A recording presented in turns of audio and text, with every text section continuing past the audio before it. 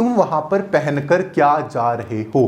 This is the most important thing that what you are going to wear, क्योंकि आप अगर fancy कपड़े पहनकर चले जाते हो, we reflect what we wear, है ना। जब हम कुछ पहनते हैं जो कि हमें लगता है कि यार ये बड़ा सही पहना हुआ है मैंने आज। अब तुम एग्जाम्पल याद करो कि बचपन में तुम्हें कहीं पर जाना होता था, है ना।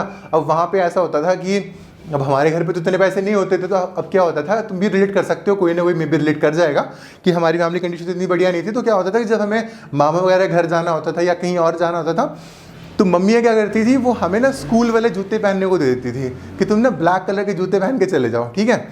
और हमें बड़ी शर्म लगती थी यार, अब किसी की शादी है, किसी के बारात है, वहाँ पर जाना है, तो हम क्या करते थे, हम ना वो उनको हमें शादी वाले जूते पहना के भेज देते थे। और कई बार तो हमें स्कूल की पैंट भी पहननी पड़ जाती क्योंकि वो काले रंग की होती थी, और हमारे पास एक शर्ट ही होती थी ढंग की, और बाकी सारे घर के कपड़े होते थे। तो वहाँ पर क्या होता था, वहाँ ना कॉन्फिडेंस कुछ अलग सा ही होता, हिला ही हुआ होता था कि यार पता नहीं बेइज्जती ना हो जाए, लोग क्या सोचेंगे, पता नहीं यार मैं सही लग भी रहा हूँ कि नहीं लग रहा हूँ, मैंने तो स्कूल के जूते पहने हुए हैं, देखो यार उसके कितने सही है, कितना बढ़िया है सब।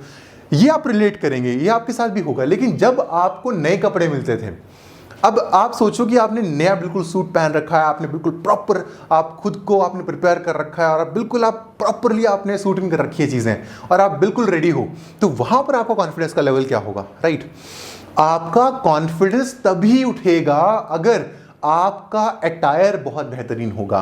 मेरी बात ये ध्यान रखिएगा कि जब तक आपकी प्रिपरेशन के अंदर आपकी कपड़ों की प्रिपरेशन नहीं होगी, तब तक आप कॉन्फिडेंट नहीं होंगे।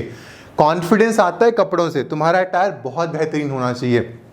अब तुमने पढ़ तो लिया ही होगा कि क्या क्या जो तुम्हें है वो वहां पर पहनना है। तुम्हें एक काम करता हूं, मैं वापस से तुम्हें उस पीपीटी के ऊपर लेकर जाता हूं जहां पर ये सारी की सारी जो चीजें थी वो मेंशन थी, फिर वापस से हम इसके ऊपर आ रहे होंगे। अब ये ब्रोशर तो तुम्हारे पास आ चुका है, तुमने अभी तक ये पढ़ भी लिया होगा, ठीक है। हम डॉक्यूमेंट से बाद में आएंगे, लेकिन पहले हमें भाई खुद के कपड़े से ही करने हैं।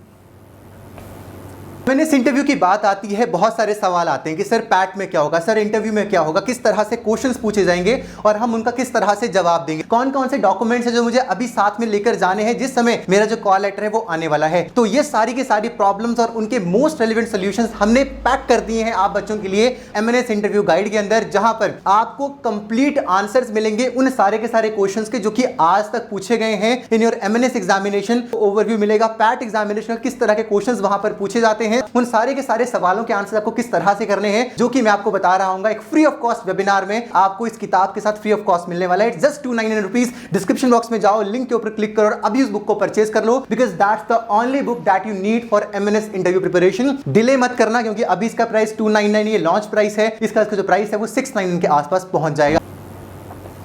ड्रेस कोड में फर्स्ट ऑफ ऑल आपको क्लाइमेट का ध्यान रखना है। ऐसा नहीं करना कि तुम गर्मियां हैं और तुम कोट पहन के चले गए। मुझे पता है कि मैंने भी कोट पहन रखा है, लेकिन यहाँ एसी चल रखा है 17 डिग्री पे, तो मुझे यहाँ पे जिस रूम में स्टूडियो में हूँ यहाँ बहुत हीट है, लेकिन मुझे फर्क नहीं पड़ रहा। क्यों? क्योंकि यहाँ पे एसी लग रखा है। लेकिन तुम अगर इस सीजन में कोट पहन के चले जाओगे ना दिल्ली में, तो हालत खराब हो जानी है। तुम्हें क्लाइमेट के हिसाब से जो कपड़े हैं ना वहाँ पर वो चुनने हैं। अगर तुम क्लाइमेट के हिसाब से कपड़े चुनोगे, फॉर्मली खुद को ड्रेस करोगे, तो तुम्हारे लिए बहुत अच्छा होगा। अब देखो, तुम तो लड़कियां हो सारी की सारी, girls are queens in choosing the attires, और अब लड़कों को तो इतनी नॉलेज नहीं होती है फैशन की, लेकिन तुम्हें खुद के अटायर को सिंपल एंड सोबर रखना है।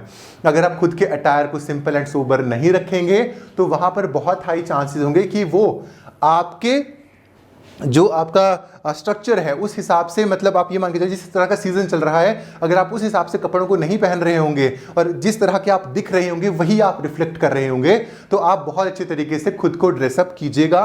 क्लाइमेट का भी बिल्कुल ध्यान रखिएगा, और उसी के साथ में एक चीज़ यहाँ पर और करिएगा कि आपको ड्रेस रिहर्सल करनी है। अब भैया ड्रेस रिहर्सल क्या होता है?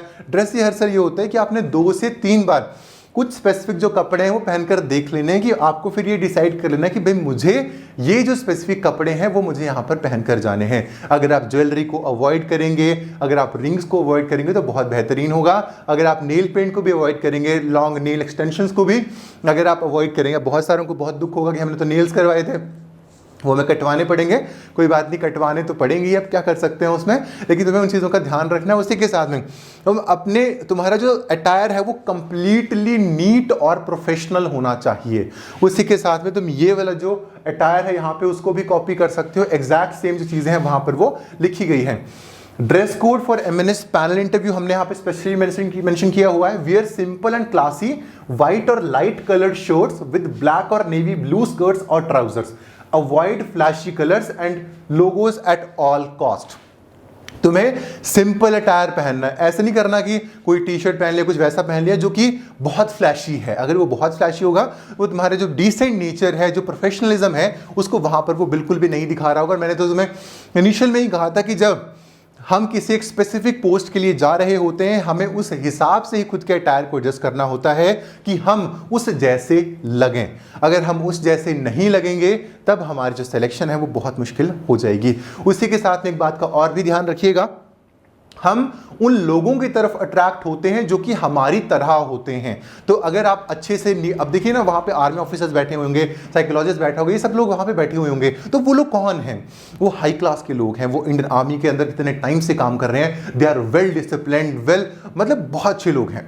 तो अगर तुम वैसा बन के जाओगे तो वो तुम्हारे साथ रिलेट करें। मान के चलो ना यार, चलो तुम्हें देखो यार, ये तो लड़कियों वाली ड्रेसेस हैं तो तुम्हें खुद से ही देखनी है, ये हमने पूरा का पूरा जो फीमेल्स थी उनसे लिखवा दिया है ना, तो सो सॉरी, मुझे इतनी ज़्यादा इसकी इन डेप्थ नॉलेज नहीं है, लेकिन मैंने तुम्हें बता दिया कि ये चीज़ें तुम्हें करनी है। अब तुम लड़कियां हो, तुम्हें खुद से डिसाइड करना है, हर चीज़ यहाँ पे लिख रखी है, साथ में मैंने एक फोटो भी लगवा दी है। अगर किसी को फिर भी समझ नहीं आएगा तो इसके आगे ये भी लिखवा दी जाएगी क्या क्या तुम्हें किस किस तरह से करना है ना।